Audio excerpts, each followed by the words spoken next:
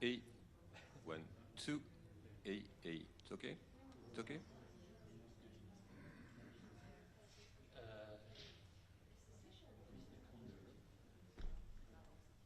Okay, so hello, ladies and gentlemen. So we are expecting already the generals to come in a few minutes. Thank you.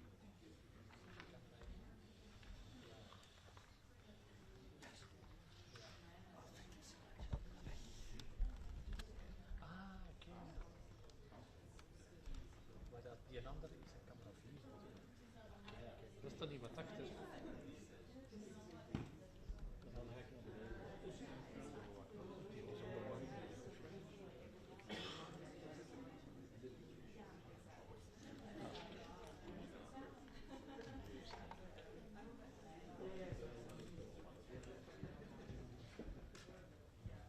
Ja, natuurlijk.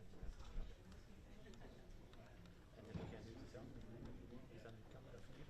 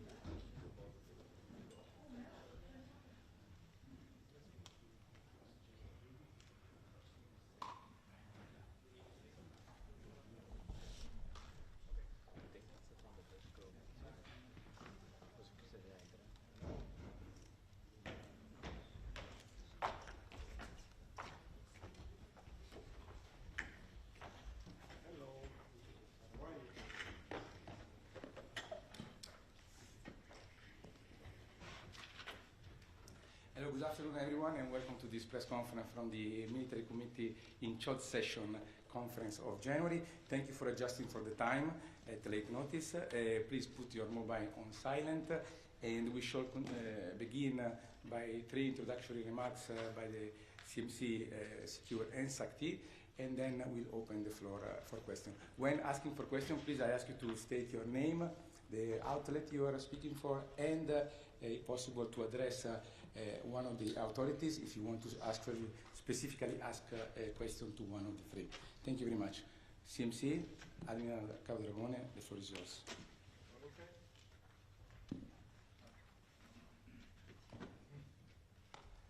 Okay, good afternoon, and thank you for being here. It has almost become a habit to say that we meet at a time of unprecedented security challenges. We keep on doing that over and over. But it's true, the security environment continues to evolve. And yet, in spite of challenges thrown at us, we remain steady on our safeguarding the security of more than 1 billion people across the Euro-Atlantic area. That is what we do at NATO around the clock, and what we have focused on during these 2 days meeting.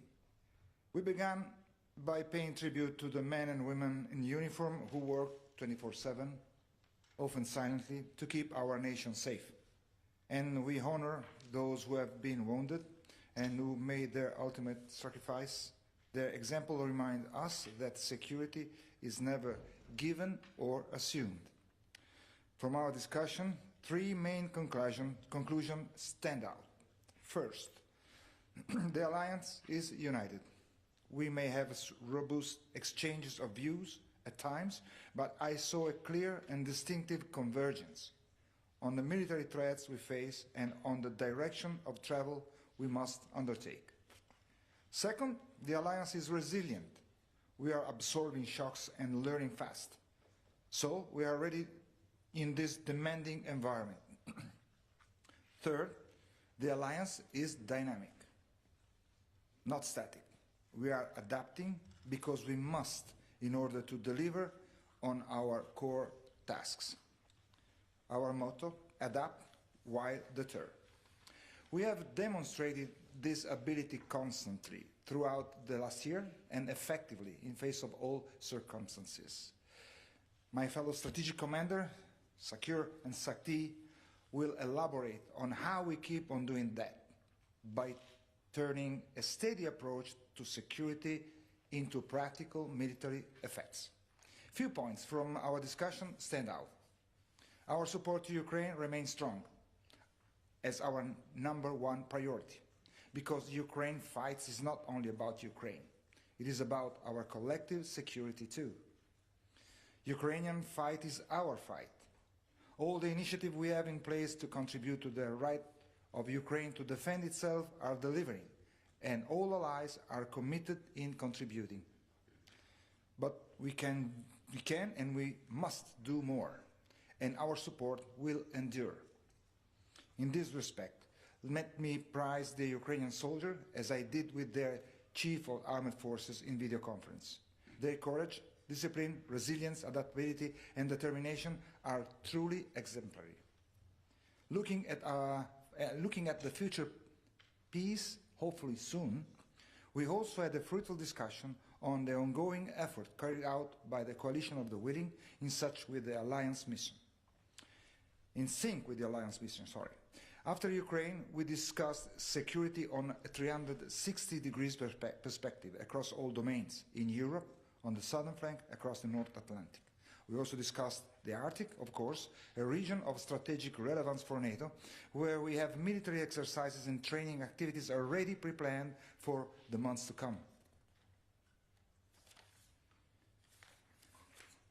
On another topic, we also confirmed that the time to invest smarter and faster in capabilities and new technology is now. Taking stock of the commitments made in The Hague, turning pledges into delivery. And we all agree about the need to convey this sense of urgency to the political authorities and to the defense industry, as our objective is to have an alliance ready to fight tonight. On one final point to note, after a very constructive consultation, we also approved a successful distribution of all command responsibility in the NATO command structure among the 32 allies, a true demonstration of a fair, responsible burden sharing. To conclude, let me highlight how none of this could be achieved by working in isolation. All allies recognize the value of cooperating with our partners across the globe in dealing with security, which is not anymore regional, it is global. Many allies also recognize how our collaboration and complementarity with the European Union remain key, and that a stronger EU means a stronger NATO. Meeting with the Indo-Pacific partners, Australia, New Zealand, Japan and South Korea, and Republic of Korea, as well as with Georgia and Ukraine, have been another great opportunity to further deepen this valuable cooperation, an integral part of our daily work. Without further ado, I hand over to Sakir first and Sakti then, and then to your question. Thank you for your attention. Please, Grinch. Thank you, Chair, and good afternoon, everyone. It's great to speak with you today alongside Admiral Cavo Dragone and Admiral Vandier after our very productive sessions this week. It was a privilege to meet with the Chiefs of Defense and discuss what Allied Command Operations is doing to build warfighting readiness and to strengthen our deterrent posture. We're achieving this through our forward land forces on the eastern flank, through exercises like Steadfast Dart, which marks the second full deployment of the new Allied Reaction Force, and through enhanced vigilance activities like Baltic Sentry and Eastern Sentry.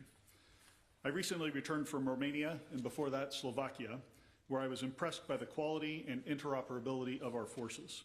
These forces are the foundation of this strong alliance, which continues to gain strength each and every day. Back in early January, I also had the opportunity to visit our two newest allies, Finland and Sweden, where I witnessed how their militaries are uniquely positioned to strengthen NATO's northern flank and Arctic security. And having seen Finnish border guards and Swedish Marines in action, I'll just say that no one should doubt our readiness. Meanwhile, as President Trump and his team continue to work tirelessly toward peace in Ukraine, another topic this week was NATO's vital support through our NATO Security Assistance and Training Ukraine mission, or NSATU. It's clear Ukrainian security is closely linked to European security, and both the Comprehensive Ukraine Requirements List, or the CURL, and the Prioritized Ukraine Requirements List, or the PURL, remain essential to Ukraine's defense. NSATU plays a key role in coordinating and delivering assistance through these mechanisms. Finally, if you'll allow, I'd like to take a moment to acknowledge the Deputy Supreme Allied Commander Europe, Royal Navy Admiral Sir Keith Blount. He'll leave us in March, but in the time he's been here, Sir Keith has done a phenomenal job. He's been relentless in his efforts to enhance our deterrence and our collective defense. SHAPE and all of Allied Command operations will miss his steady hand and his quintessentially British sense of humor. I also want to thank him for his leadership and his friendship and wish him all the best in retirement. Thankfully, we are incredibly fortunate to have Air Chief Marshal Sir Johnny Stringer selected to take over the role when Sir Keith departs in March. Johnny brings a wealth of experience and credibility to the role, having most recently served as a Deputy Commander of Allied Air Command. I look forward to continuing to focus on warfighting readiness and strengthening our deterrence as Johnny steps into this essential role. Thanks again, and I look forward to your questions, and I'll turn it over to Pierre. Thank you, Grange. Thank you, Pino. Good afternoon, everyone. As ACT, my focus today is accelerating NATO's transformation, turning speed into operational advantage. Because war is changing fast, the world is changing fast, and today's speed decides the outcome. Time is the currency of conflict, more than money. Do we have time? AI, drones, robots, and digital tech are shrinking decision cycles and raising the tempo of operations.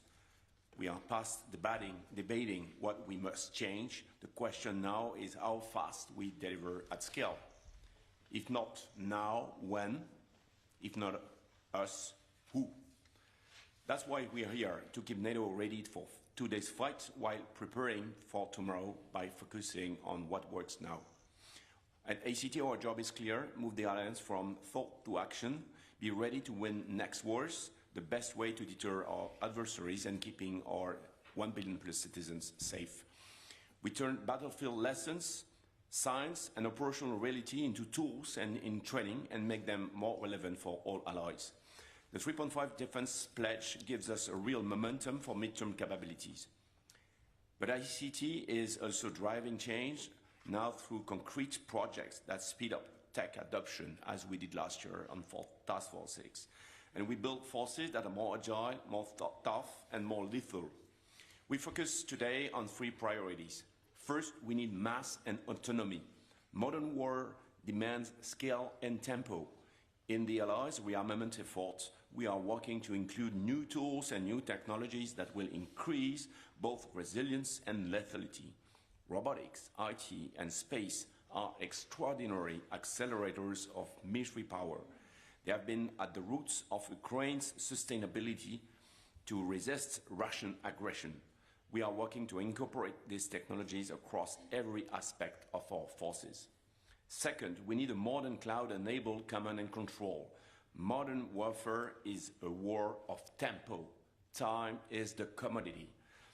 We need to decide faster, to synchronize better, and to act first. This requires secure data, robust links, and digital backbone that can connect allies' forces at speed. Advanced modeling shows that modern multi-domain C2 delivers a clear, measurable edge. Third, we need training and readiness.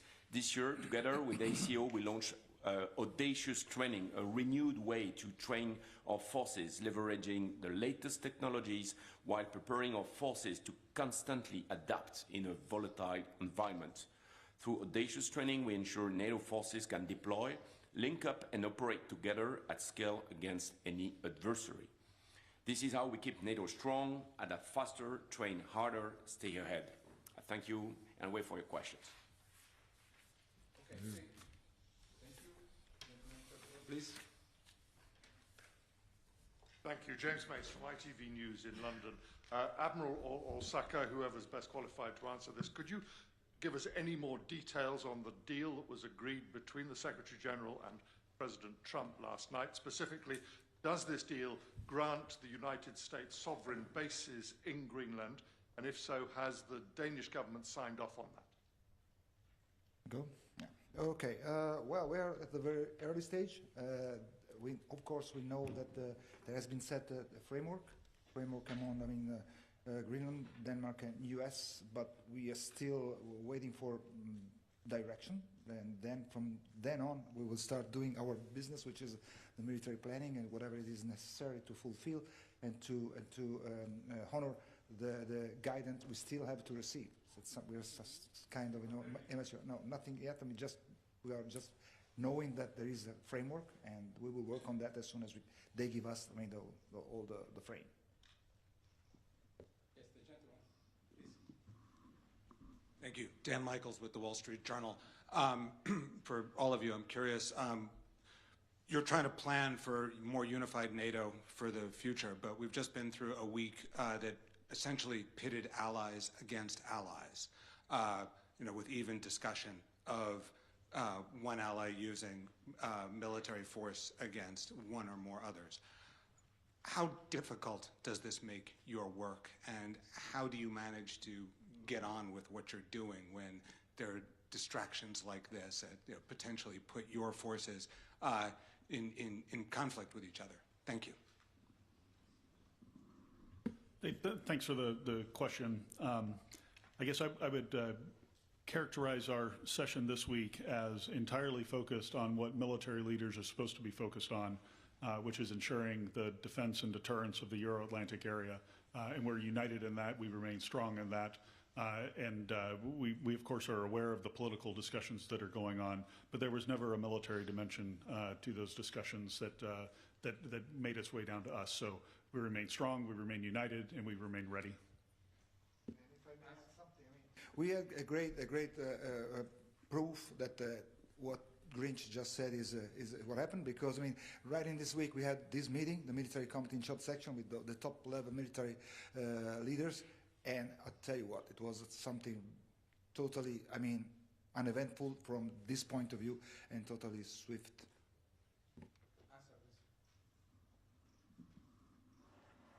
Okay. Can you hear me? Yes. My first question goes to Sakur.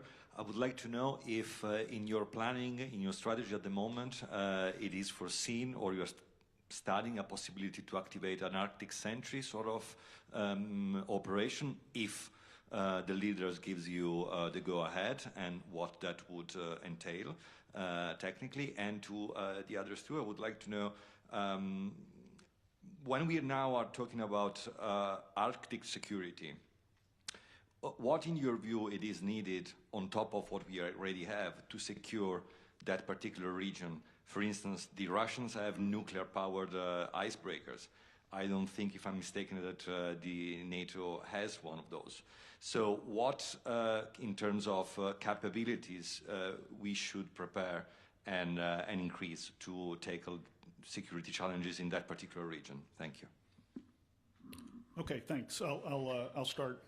First off, just on the potential for an Arctic mission, whether we call it Arctic Sentry or something else. We've done no planning yet. We have not received political guidance to move out. We're aware of discussions about this, of course, and therefore we're doing some thinking about how we would organize for it, but no planning has started yet. But we're ready. We've got a ton of expertise at SHAPE headquarters and across all of Allied Command operations that could be applied to this.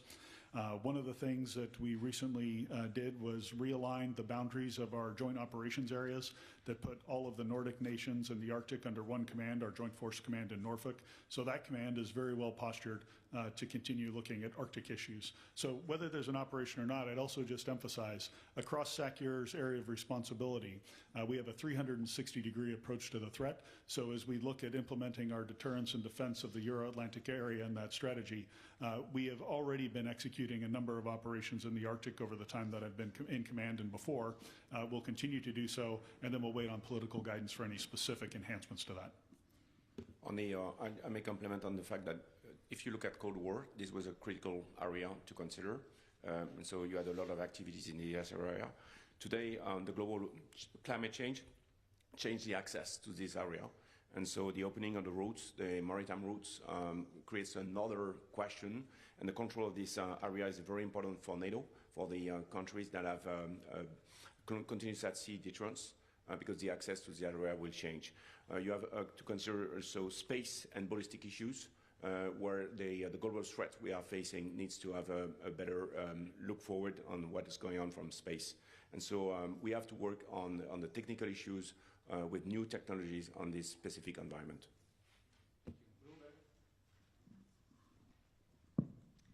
Andrea Policiano from Bloomberg. Sakir, I want to ask you, there's obviously been a lot of talk about Greenland and the Arctic, and I know you've already said that there is an increased activity in the high north coming from Russia, coming from China, but I do want to ask you, like, in this specific moment where Arctic security is so high on the agenda, in the assessment of what's going on up there, is there anything particularly concerning? Have there been any recent changes in the security situation in the Arctic? Thank you. Yeah, really thankful for that question. I think one of the most concerning changes in the security situation has been the growing collaboration between Russia and China in the Arctic, and we've seen that over the last several years.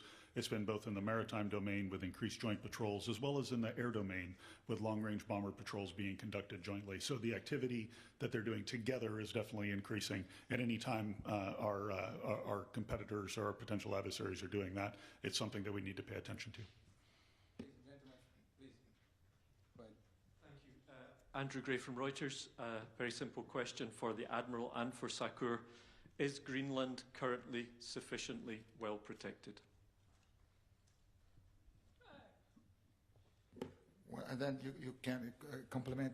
I think. I mean, we are having a lot of work going on. I mean, we have been planning that before anything, and just consider two indications pretty strong. I mean, we have.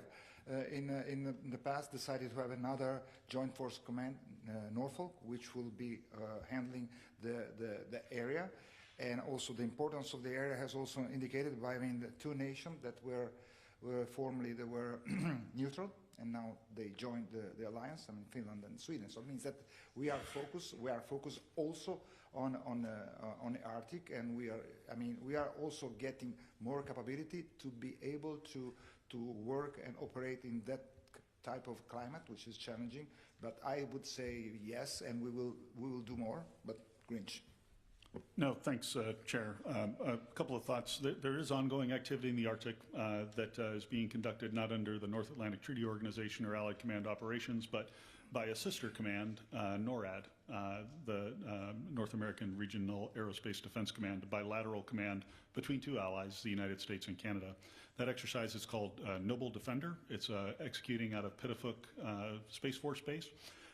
And we have Canadian fighters, we have U.S. tankers, and I stay very closely in touch with the commander of NORAD on these activities, as Sakir's AOR overlaps with the NORAD Northcom area of responsibility. So there is activity going up there. I would just say we also need to look forward a little bit. One of our jobs as military leaders is not just to think about the here and now, but how can those future threats that I manifest, that growing collaboration, how will that threaten us next summer cycle and the summer after that? And so some of the things that we need to do in the Arctic to enhance our security are long lead items, including installation of new sensors and detection capabilities.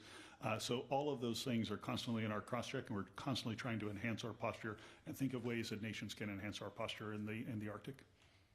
Yes, the gentleman here.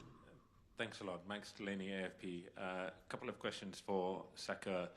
You say that you're not yet planning for any mission in the Arctic. Are you planning any exercises on Greenland in the near future after the discussions around Greenland? And then secondly, you have Eastern Sentry, you have Baltic Sentry, now potentially Arctic Sentry. All the focus in recent days has been on the Arctic. Do you feel that NATO risks being stretched too thinly, and that you'd risk losing focus on the main threat from the east? No, thanks for the question. There are a few exercises that are planned upcoming in the Arctic over the coming months. I'll refer you to my public affairs officer, and he can get some details on that to you.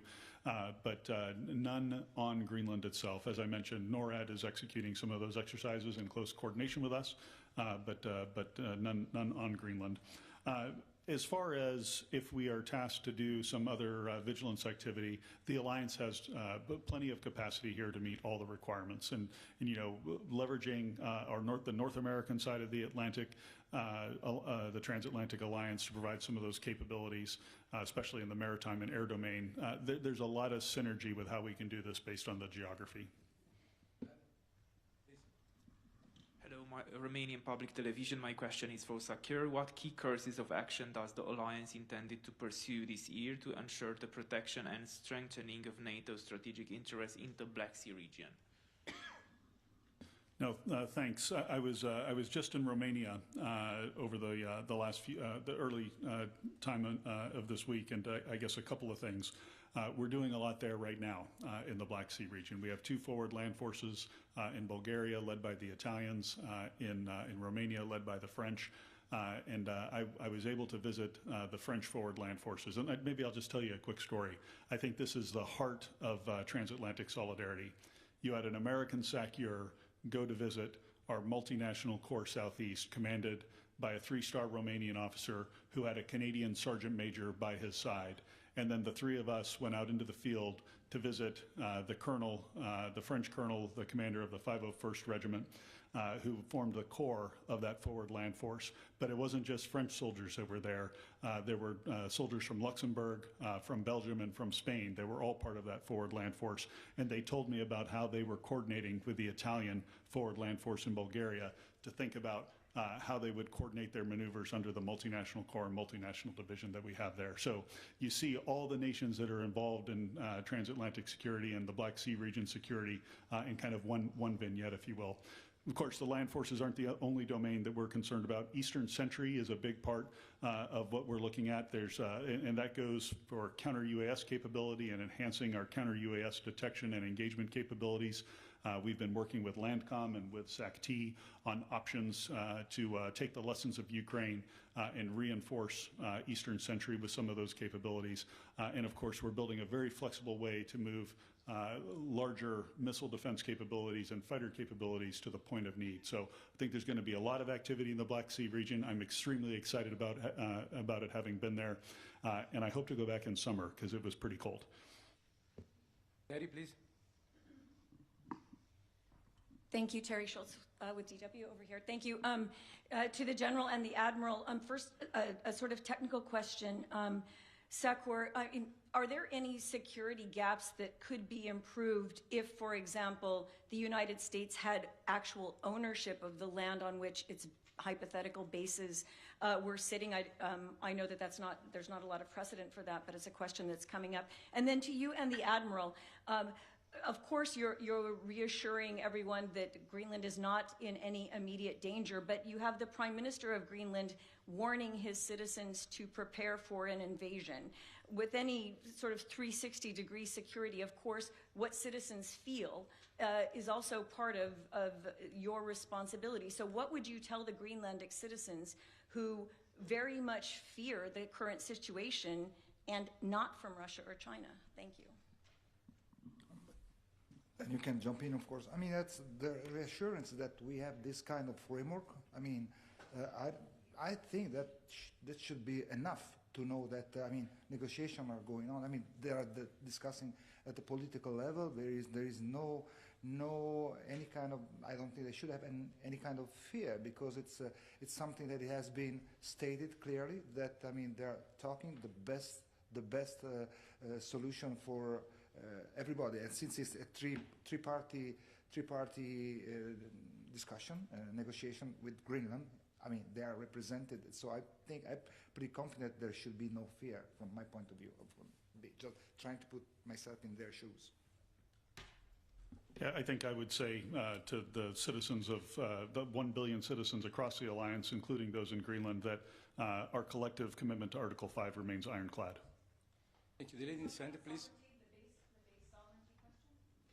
Yeah, I don't think I can comment on that. There's a number of things that intersect here that are beyond my remit, if you will. So, you know, Golden Dome and those sorts of things. I don't understand all the technical details for it, so I'd refer you to others. Yes, the lady in the center, please.